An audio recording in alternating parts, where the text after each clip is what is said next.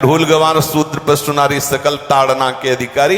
अब इसकी व्याख्या सूक्ष्मता से सुने और विचार पूर्वक। शास्त्रीय प्रमाण के अनुसार ढोल है ना, ढोल को ताड़ना चाहिए।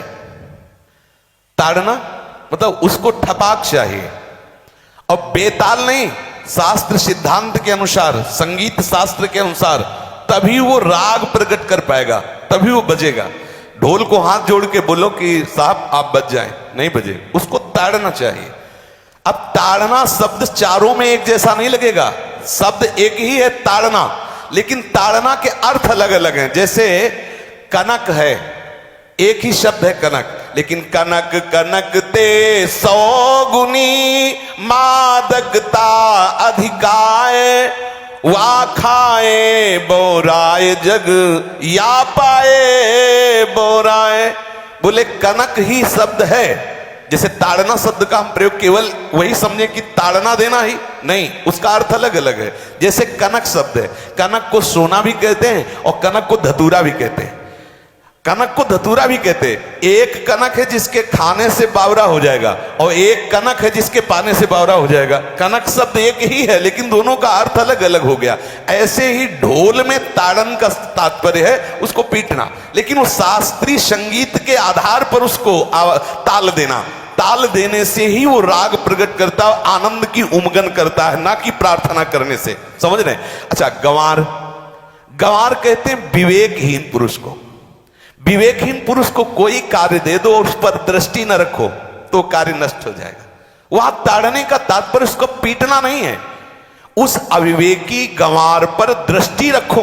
जो आपने कार्य सौंपा है, जो भी कार्य उसका है, उस अविवेकी पर दृष्टि रखना ताड़ना हुआ। उस पर दृष्टि रखो, क्योंकि वो अविवेकी है, गंवार है, वो कार्य प्रणाली ठीक जानता नहीं। आप जहां त्रुटि होता संभाल लेना तो वो संभल जाए, क्योंकि वो गंवार है। और शूद्र, शूद्र का तात्पर्य होता है शूद्र। वैसे जो वर्ण व्यवस्था में शूद्र का प्रादुर्भाव सबसे श्रेष्ठ जगह से प्रादुर्भाव है। वर्णन आता है ब्राह्मणोष मुखमाशी बाहु राजन्य कृता उरुदस जद्वैश्या पदभ्याग्रम शूद्रो जायत।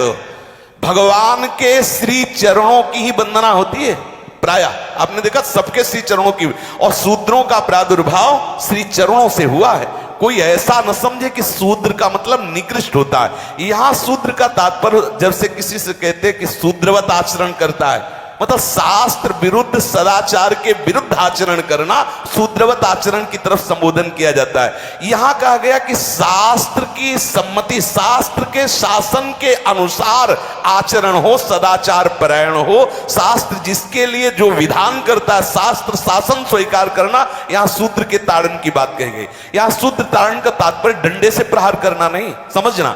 और जो चौथा कहा गया नारी, अगर स्त्री को हम ये कहें कि ताड़न से ही वो केवल काबू में रहती है, तो राष्ट्र में अपने प्रसिद्ध लक्ष्मीबाई जैसी कोई सामर्थ्यशाली वीरांगना, कोई वीरों सामने बड़े बड़े वीरों के दांत खट्टे कर दे, ऐसी बहादुर सिंघनी हुई, अंग्रेजों के दांत खट्टे कर दिए। अगर कोई समझे कि नारी केवल ताड़ने के लिए है तो उसकी मूर्खता है।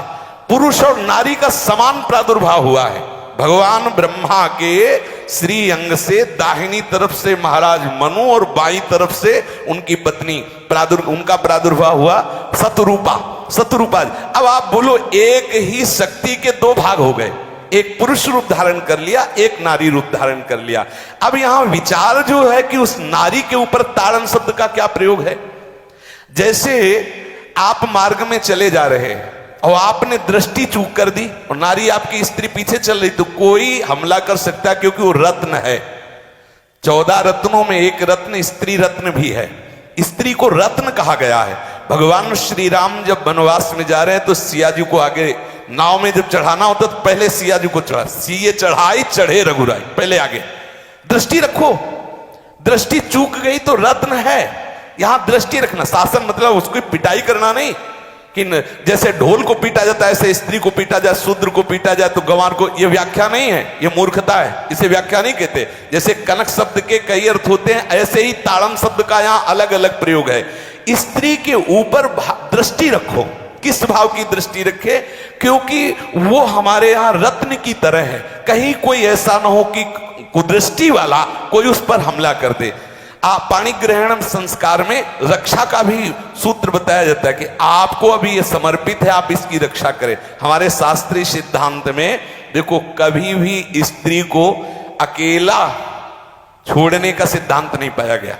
अगर शास्त्रीय सिद्धांत, बच्ची है तो माता पिता के शासन, थोड़ी बड़ी हुई तो भाई आदि के बीच में, और बड़ी हुई तो पति के, और बड़ी हुई तो पुत्रों के, मतलब एक सानिध्य का एक दृष्टि रखी गई है कि यदि आप अपनी दृष्टि में रखेंगे तो उसका अमंगल नहीं होगा, उसका हित नहीं होगा।